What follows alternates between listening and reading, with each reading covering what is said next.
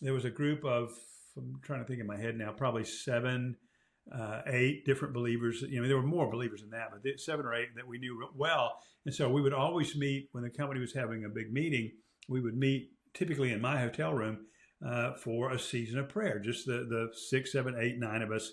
And some people would come and some people would go, but there was a core group that remained, and we prayed, and that went on for probably 14 years, praying over the company, praying for people to come to Christ, praying for believers to stand up for Christ, praying for them to become disciples, and all the other ththings that you run into in the normal course of events. So as we're going through this, again, prayer is a great lesson if you're going to want to have kingdom impact when you're not the boss. So I wrote a book about it. The original book was called 2IC, 2, the letter I, and the letter C. That came from my trip in Australia, where they told me they use the term 2IC for second in command. And so after I wrote the book and published it under that title, it was a cool title that nobody understood outside of Australia. So I republished under the title Business's Mission When You're Not the Boss. And that's the point of it, right? I wasn't the boss. I was senior executive, but I wasn't the boss. And this is what came out of that. We also found that as you earned the trust of people, your colleagues, your coworkers, they would come to you. It's much like what happened to me in Kyrgyzstan when I was first over there as a believer, a business leader in a Muslim country. And there was something that attracted people to me and others like me that they would ask, are you a Christian? Is God in you? I mean, things of that nature. The same exact thing happened again inside this company, where colleagues would come to me and others as well, and they began to ask the questions that all of us love to have asked. You remember when Peter writes, we should be ready to give a defense. We should be ready to give an explanation to anyone who asks us of the hope that is in us. They will see things in us. They will see our lives. They will see the way we handle diversity. They will they'll see the way that we handle decisions, the way that we handle people, terminations, and so forth. And from those experiences, they know there's something here they want to learn about, and they will come and they will ask. And gently, humbly, not putting ourselves forward. We are their service for Jesus' sake, being able to share Christ and scriptural reality as the answer to that. So that was kind of that experience. We grew, we expanded.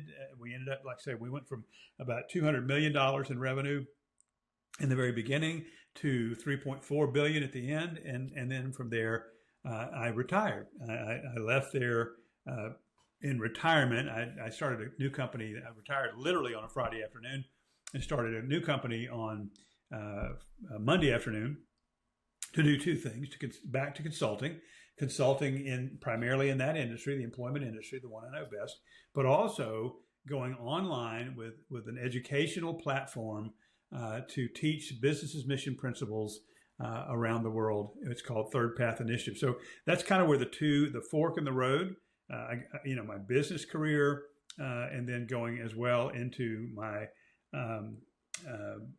doing business's mission when I'm not the boss. It kind of comes back together now with the launch of Third Path Initiative and the Third Path website. And here's where that came from. This is an amazing God thing.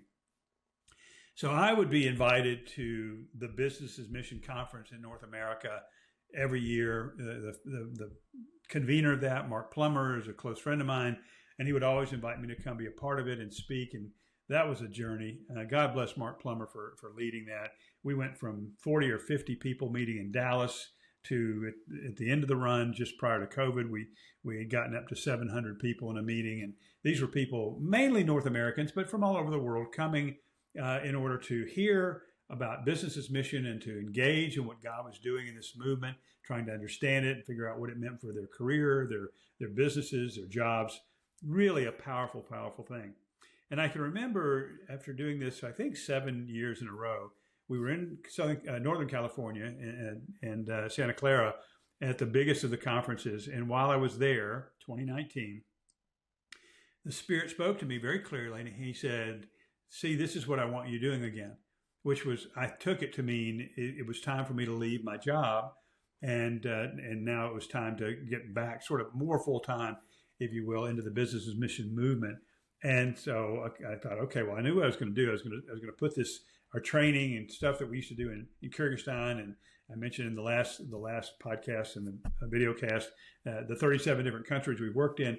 That type of teaching originally, wanted to put it online, and the idea was to be able to take it to more people, not to have to spend so much time and money traveling all over the world. I still enjoy that, but there's only so much you can do, and our team was wearing out. And so I thought, well, if we could put it online, we could make it more affordable, we could make it more accessible. So that's what I'll do. Now, put a pin in your calendar.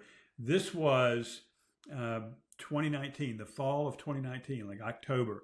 Well, we know what happened in early 2020. The pandemic hit, COVID hit, the world stopped turning for a while.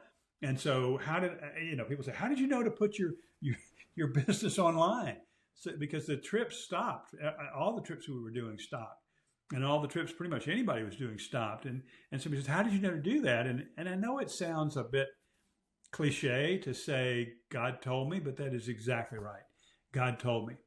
And to his credit, God didn't just tell me once and I suddenly became totally obedient and did it. I mean, I knew then he had told me, but he kept telling me, not nagging me, just kept sort of confirming that this is what I want you to do.